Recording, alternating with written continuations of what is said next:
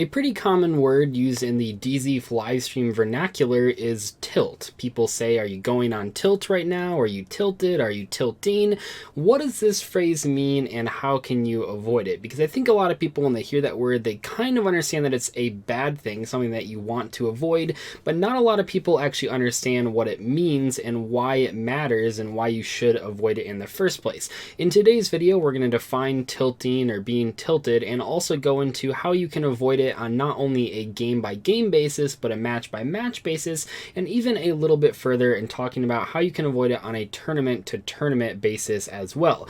So what is tilt? What is going on tilt? Everyone has their own definition, but to me personally, when you go on tilt, it sort of refers to getting angry over a misplay or a loss, and then playing even worse because you're a little bit more emotional than you might under normal circumstances, and then because you're angry, you're playing even worse than you were beforehand, so then you make more misplays, and it just kind of goes in this downward spiral to at the very end, you're playing terribly and you're very, very angry at the game. This is not a term that is unique to Yu-Gi-Oh, but I feel it applies to Yu-Gi-Oh in a lot of cases, and in today's video, now that we know the definition of what going on tilt means, we can learn how to avoid it and why it matters to avoid it. First off, let's talk about on a game-to-game basis how you can avoid tilt. In some cases, a game-to-game basis can be games within a match, a best 2 out of 3 that you play at most Yu-Gi-Oh tournaments, but I also think of people playing on Yu-Gi-Oh! Pro and Duel Links as well. Duel Links a little bit more because they actually have a ranked ladder system, so maybe Yu-Gi-Oh! Pro isn't the best example. Maybe you go on tilt from playing on Dueling Book and having to deal with frustrating judge calls. Just in general though, the game-to-game basis is probably the least important thing to keep in mind when you're thinking of tilt. I think the bigger deal is the match-to-match and tournament-to-tournament, although admittedly the game-to-game basis tilting is the most common one that you'll come across.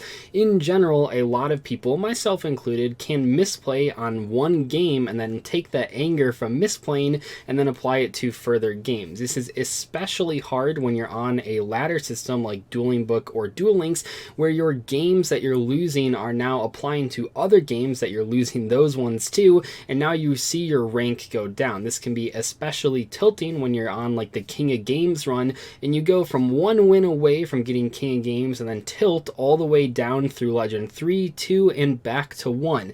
That can mean a whole bunch of time that you have to now spend to get back to the chance to even get to King of Games, and that can be a big deal for a lot of players. So what do you do on a game-to-game basis? Well, if you're playing Yu-Gi-Oh! Online, or if you're playing in person, just sort of like an infinite number of games with your friend or something, if you find yourself getting angry at your misplays and you find yourself that you're misplaying more because you're angry, just stop playing. And I know that sounds like there should be a better way to avoid this, but I seriously mean that. Like, I know people, a lot of times when I'm streaming, I will just turn off the stream a little bit early because it seems like I'm tilted at that moment. But in general, the reason that I stop those streams early, the reason that I stop playing Duel Links if I'm losing some games in a row, is because I'm trying to avoid going on tilt in the first place.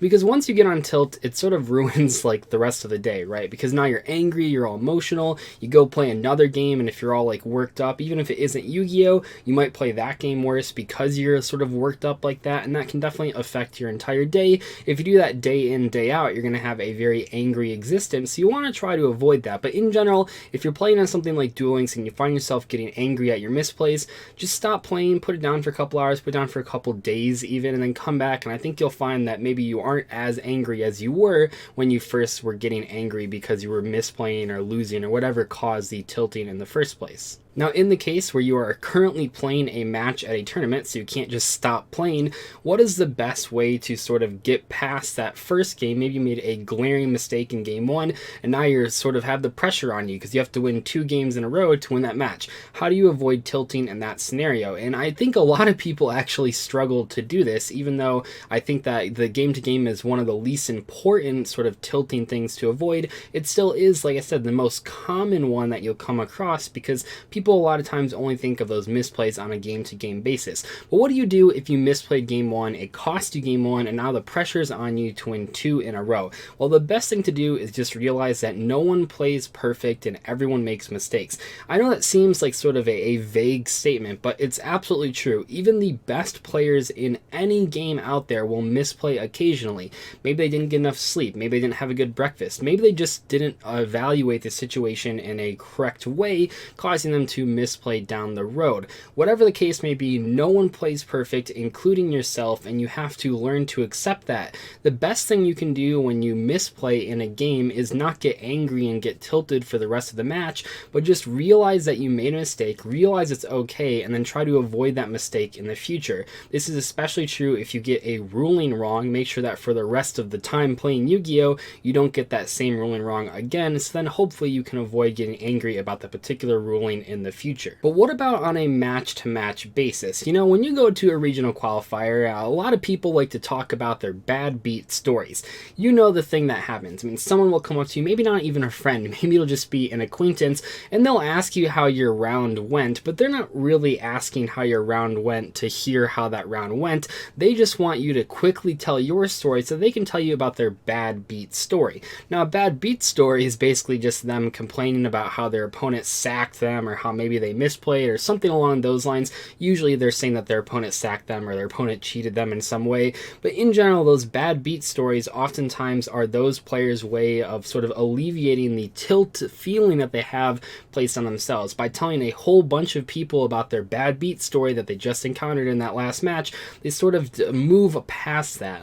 In general, I think that there are better ways to do it. I think the best way is, once again, just realizing that people make mistakes, but more importantly, just realizing, and this really sucks, I know that there's sort of a controversial opinion here, but at the end of the day, this is just a game, and no one plays this game perfectly, like I already said, but it really is just a game. Even if there are a lot of things on the, like maybe you're trying to get your invite, maybe you're trying to get your first top, maybe you're trying to get a huge prize at a tournament and you lose in like the last round, whatever the case may be, it is still just a game at the end of the day, and I definitely think that you don't want to be that guy that just walks around talking about your bad beat stories. We all have those friends where all they do every single round is just complain, complain, complain. They're not fun to be around. There is certainly a way to lose with grace, and I think when you're thinking of getting on tilt after a match and trying to not be on tilt for the next match, just sort of calm down, walk away from a tournament for a second, get something to eat or get something to drink, come back and just realize, okay, I'm gonna do better in the next round, and then focus on that next round and not so much what happened in the past, because you can't change what already happened. You can't change a misplay that just happened. You can't change a match you just lost. You can only affect the future. So just realize that. That's kind of what helps me. And people ask me, well, how do you get past these match losses off of a misplay or whatever? You just realize you can't change it. There's nothing you can do about it. So just go towards the future. Don't let that one loss create more losses for you down the line by getting angry. Just realize it happened, accept it, and then move on to the next matches in the tournament. And lastly, what I think is the most important tilt situation that a lot of people just don't talk about or don't even realize is a thing, the tournament to tournament tilting that occurs in a lot of players, especially those that are not quite like the top players, not the top competitive players, but the people that are not casual players and are competitive players, but are struggling to maybe get that first invite or that first top. I think that the tournament to tournament tilting that can occur is one of the biggest issues with players today, myself included. Maybe not so much anymore because of things I've already talked about in this video, but in general, when I was first trying to get that very first invite way back in like 2012, 2013, it was really hard. You know, I got a couple 33rd places or a 49th place, so I sort of missed my invite by just one place, and that can really hurt. And then I would go to the next tournament and just be like, man, the system's against me and all this kind of stuff. And how do you get out of that? Well, you get out of that by realizing that you have to put in more practice. I mean, not everyone has as much free time as every other player, but really, Yu-Gi-Oh, like any game or any sport, takes practice. It really does. I know a lot of people think it's just as easy as picking up a meta deck and then going to a tournament and topping, but what a lot of people, especially those that don't go to tournaments, don't quite realize is that, yeah, even if a top 8 was, say, like 8 Sky Strikers, every single top 8 player was 8 Sky Strikers, It's not like those were the only 8 Sky Strikers in the room. In fact, there are probably 100 Sky Strikers in the room. So how do you separate yourself from the other 92 competitors to get that top 8? This is sort of something that I might talk about in a future video, but in general, just realizing that you have to put in the practice to actually be better. Just going to each tournament and sulking the entire time, and especially when you go to a tournament with someone and they start round 1, they're like, man, I'm not even gonna get my invite, I'm just gonna get sacked all day, or everyone's just gonna be meta sheeps, and then they wonder at the end of the day, well, why didn't I do better? Well, you didn't do better because instead of practicing, you just sat there and complained. Now think of it for me personally. I mean, the day that this video goes up, I'll actually be at the Rosemont Regional Qualifier, so make sure to come say hi to me if you're at that, although I don't know how you'd be watching this video at the regional, but anyway, I just went to regional a few weeks ago. I lost in the very last round in a situation where I should have won, just by choosing to go second when I should have chosen to go first. I would have got a top 8. It would have been great.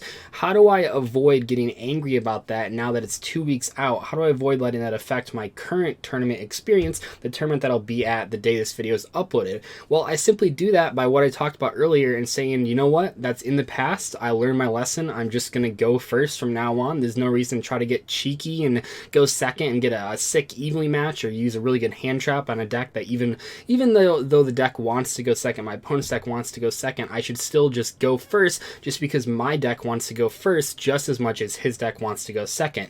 I take those lessons, I apply them to the next tournament, and I realize I can't change the past, but hopefully I can take those lessons and change the future and get a top 8 in the next year. Anyway though, hopefully you guys enjoyed today's discussion video on tilting and how to avoid it. Let me know if you have any questions, comments, or concerns in the comment section below. I also want to quickly shout out my friend Farfa. He made a fantastic video a couple days ago. I'll put a link in the description. It's really awesome. It was like a meme review type thing. It really plays to all of his strengths, and I highly recommend checking it out. I'll see you guys later though. Thank you so much for watching. Goodbye.